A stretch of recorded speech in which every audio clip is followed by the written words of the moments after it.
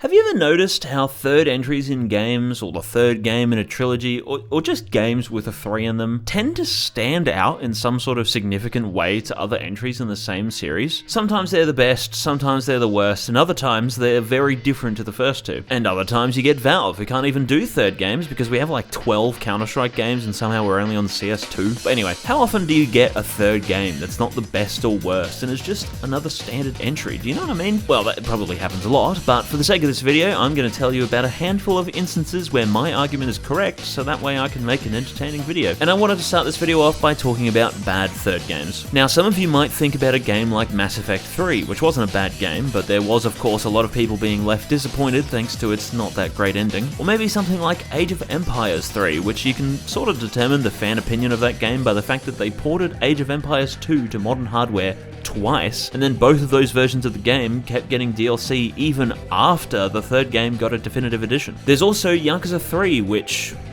Or how about Resident Evil 3, which I know there were a couple of problems with the original game as well, but I can't speak much on that because I've not played the original, I'm sorry. But when you look at the remakes, even including the much older 1 remake and the 4 remake, the 3 remake was slammed by time constraints and a number of not the best decisions to just make it look really bad in comparison to the other remakes and modern Resident Evil games, even though at the end of the day it is still an enjoyable Resident Evil game. But you want to know what's not enjoyable? It's the most recent third game that I've personally beaten, and that's my dear old beloved piece of shit that makes me want to rip both of my arms off, Ninja Gaiden 3. I'm gonna crash out about this game for a bit, and if any of you even dare to deny the sheer magnitude of my truth, well, fun little fact about Ninja Gaiden 3, it killed the franchise, for a while at least, because obviously it's been revived with remasters and a classic 2D game and now Ninja Gaiden 4, but Ninja Gaiden 3 is the single most frustrating game I've ever played in my entire life. Never have I seen developers feel such hatred for the players. It makes the Dark Souls games look like they've got the fucking gold Tanuki suit sort of shit from Mario in them. And this was Razor's Edge that I played, the improved version of the original game that actually made it less frustrating. In Ninja Gaiden 3, every time you take damage, your maximum health decreases by usually a kinda unreasonable amount, but whatever, it's fine. Ninja Gaiden 2 is the exact same, and in 3 you actually have quite a lot of health, even without upgrades. Except, there are only 5 very inconvenient ways to heal. 3 of the methods are outside of combat. Your health regenerates to your current max health when you're not fighting anyone. You can get an upgrade to consume your ki in the top left to heal, or whenever you save, you get fully healed. And during combat, you can use your Ninpo, which is when your ki is max, you do a big attack, and depending on how many enemies you hit, you get healed more. Or you can use a steel on bone technique, which is when an enemy goes to do an unblockable attack, you hit them with a heavy attack, then if you do it right, you instantly kill up to 3 or 4 enemies, which will then heal you. All 5 of these have a problem, however. The steel on bone stuff doesn't heal much, and a lot of the time you get the opportunity to do it, Ryu would just completely miss and hit someone else or just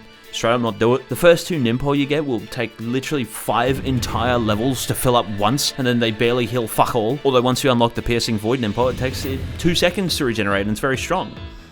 Except once you unlock the Piercing Void Ninpo, the game's just over. The save points also feel like they're once every 30 hours, and the game intentionally will give you a save point, then throw a big encounter at you right before a boss, so you then have to fight some bullshit boss at like 3/4 of your health, if you're lucky. And then the meditation thing you won't have for like half the game, and then it will also just delete your opportunity to heal during combat by getting rid of your ki, again, unless you got Piercing Void. So there are no healing items, there's no blue essence to restore your health, no recoverable health from Ninja Gaiden 4. The game just gives you a huge middle finger every fight, because if you get hit once, you get massively punished. Enemies also like to dodge everything or block everything and massively attack you at a frame perfect level for you to literally not be able to avoid the attack. Every encounter has dudes firing 100 rockets at you that you can deal with in not even a second, but the fact that they're in every encounter is really annoying. There's also levels where you play as this other character who's weak as dicks, and you have to beat her entire first level before you can afford any upgrades, which is great because her first level is the most bullshit. And the worst thing about her is that I feel like I'm completely missing some secret button or something, because whenever you wall run with her, like, the animation just ends before you get far enough, so doing these jumps as Ryu is easy as piss. And then doing as her, you have to be frame perfect with everything. It's so fun! And the worst part of the game is this shitty boss fights. This spider tank boss is the worst boss I've ever fought in my life. And then towards the end of the game, you fight 2 of them at the same time. When you fight the solo one, its attacks get more and more ridiculous as you damage it. But when you do the one with 2 of them, they start the fight with all the ridiculous attacks without you even having to damage them first. All the bosses are bullshit. These warlock dudes are just apparently immune to the steel on bone mechanic for no reason. The main dude you fight 30 times just defies defies the logic of all enemy design when you first come across them, so it's the steepest learning curve of all time. And of course, you will only have 10 HP when you fight him because the game hates you. And there's even a boss against a clone of Ryu, which there's a Ryu boss fight, I think in like all of them in one way or another. But this Ryu, you have to kill twice in a row. And of course, if you take damage the first time, you will have less health the second time. The game is so unnecessarily bullshit that I'm surprised it doesn't unpause itself when you go AFK and spawn a bunch of enemies that so they can kill you before you get back to your controller. It's so infuriating. And when I was younger, I was the sort of kid who'd throw controllers, but as an adult, I feel I don't really get angry at games anymore. I wanted to snap my controller in half at least once a level. And it's such a shame that a majority of the game makes me want to rip my own head off because it's Ninja Gaiden. Do you know how cool these games are? Even just going in to record all this footage, doing these little challenge things, I had so much fun. I didn't have to worry about preserving my health for the next who knows how many encounters. And I have access to all the upgrades in these challenges too, unlike the first 2/3 of the game where you're just a weak bitch who can't do anything. When the game's not trying to stab me in real life, it's doing things to me I can't describe without getting demonetized. And look, there's not much use in complaining about the game anyway. It's ages old at this point, even the remaster is 5 years old now. And technically every complaint is a skill issue because you can beat the whole game without taking damage. If you want to comment that I do suck, you're more than welcome to, secret Team Ninja employee. But of course, a challenge is a good thing, like hitting a new personal best at the gym. But imagine if when you go to the gym trying to hit that personal best, if someone kept punching you in the side of the head the whole time. But alas, that's enough of me crashing out about this game, because although it failed in many ways to meet the overwhelming quality of Ninja Gaiden 2, at least this game was more Ninja Gaiden and not something completely different. You see, even though third time's usually the charm, there are a lot of games where the third time round they completely changed things, either because they wanted to do something more fresh, or because it just kinda naturally happened that way. Look at something like Final Fantasy III, which introduced the job system that later became a very core part of most of the future Final Fantasy games. Persona 3 was very different to 1 and 2, then 4 and 5 were like 3. Even Shin Megami Tensei 3, the series that Persona is a spin-off of, was very different to the first two, then the next two were very similar to it as well. Or Super Mario Bros. 3, which was the first of the Mario games to do the whole world map structure that ended up becoming a staple of the series. Similarly, there's Nioh 3, which to those that don't know, Nioh is a Souls-like series by the Ninja Gaiden people, except it's nowhere near the quality of Ninja Gaiden 3. But anyway, the first Nioh 3 was actually a game called Stranger of Paradise Final Fantasy Origin, which is an incredible game. I have a whole video on it, you should go watch that. But the actual game called Nioh 3 was a big open world game, likely because of Elden Ring, but that's just a guess, which was very different to the first two games that had a more traditional level structure. But there's also something like Baldur's Gate 3, which was completely different to 1 and 2, although the reason for that was because Baldur's Gate 3 was made a couple decades after the first two by a completely different studio, who ended up making the game essentially like Divinity Original Sin 3, as it honestly plays much more like their Divinity games than it does like the first two Baldur's Gate games. Or you get a game like Dead Space 3, which went from two of the scariest but still incredibly fun single-player horror games to this much more action-oriented two-player co-op focused game. I'm not going to say it was a bad game, but look, it definitely was. It killed the franchise until it got revived with the Dead Space remake in 2023, only for it to die again. We all know who was to blame for the 2 times it died. EA. Much like what Capcom did with Resident Evil 5 and 6, or a lot of other developers too actually, EA obviously wanted the devs to chase trends by making it more action-packed and to have co-op. It very much was a betrayal of what made Dead Space, and so the franchise died the first time because of how different EA wanted the game to be, and then it died the second time because EA exclusively puts the brightest of the bright in all of their top dog positions, of course. But enough about things that make me immensely upset, because there's also a third thing that third games can be, and that's that a lot of them are really good. Something like Tekken 3 back in the day was super popular. The Legend of Zelda A Link to the Past was basically Zelda 3, and it definitely stood the test of time. I can accept any opinion that disagrees with this, but Sly 3, Ratchet & Clank 3, Crash Bandicoot 3, Jak and Daxter 3 were all my favourite of the old PlayStation games as a kid. Infamous Second Son, even though it says second in the name, was the third Infamous, and that game kicked ass. I've not played The Witcher 1 or 2, so I can't speak to their quality or anything, but of course, everyone's played The Witcher 3, so there's got to be some truth of it being the best one, I would wager. Another one is Dragon Ball Z Budokai 3, which I've always felt was definitely the best one. It played like the other two, but 2 and 3 had an overall very different style to the first Budokai game, except 3 was apparently so much better than 2 that in the HD collection thing that they did, they only had Budokai 1 and 3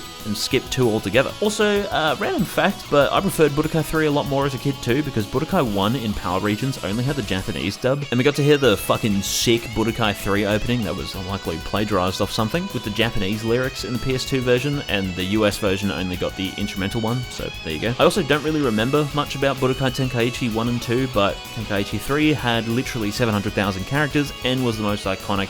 So boom. There's also all of the third Pokemon games. I always thought Gen 3 was kind of massively better than Gen 1 and 2, but what I mean more is the more or less enhanced versions of the Gen 1 all the way to 4 games. Pokemon Blue was the enhanced version of Red and Green, which in the West we only ever got Pokemon Blue, and Red was just another version of Blue. Crystal is so much better than Gold and Silver, even if it's just for the fantastic animated sprites. Emerald is another huge improvement over Ruby and Sapphire, and Platinum is a much better version of Diamond and Pearl. And even though these enhanced versions were always way better, thank God they stopped doing them, and hopefully one day I can say thank God they stopped doing the 2 versions entirely, but I doubt I will ever get to say that. It was never called Metroid 3, but Super Metroid on the SNES was the 3rd Metroid, and it's a masterpiece. Not even just when you compare it to Metroid 1 and 2, but just in general. You ever see that AVGN episode on the first 3 Metroid games? He does not say a single lie when he's praising Super, which is an incredibly rare thing considering the whole bit is that he plays shitty games that suck ass, not awesome games that suck, I don't know, boobs or something. Anyway, its quality still shines even 32 years later. Metroid Prime 3 was also the only Metroid game I ever got 100% completion in, and I probably enjoyed it more than 1 and 2, but I can't say that as definitively as I can with Super Metroid. But of course, there's the game that I put on the thumbnail, or I probably did at least. I always make these thumbnails like way after I record these. But there's no denying that Halo 3 is another game that still to this day will blow people's socks off. I love the Halo series, I really do. I've beaten all the games in the Master Chief Collection at least 100 times each on the MCC and on their original hardware, and I've got so much time in all their multiplayers. But these days, if you take a step back and look at the big picture of the entire Halo series, it's a really bad franchise. If you look at just the games, maybe not, because even the bad ones like 5 do have good things in them. But even still, there's a million things wrong with each game, and that's even back with the Bungie ones. And of course you get stuff like the Halo Paramount show, which is just an embarrassment. But despite that, I do still love the series, and I think that is largely thanks to the impact Halo 3 had on me as my first ever Halo game. But back when I was a kid, Reach was always my favorite, and when it eventually came to PC years ago, I was so happy to be able to play it. But after some time playing Reach as an adult, and eventually after some time revisiting Halo 3 when it came to PC, I realized that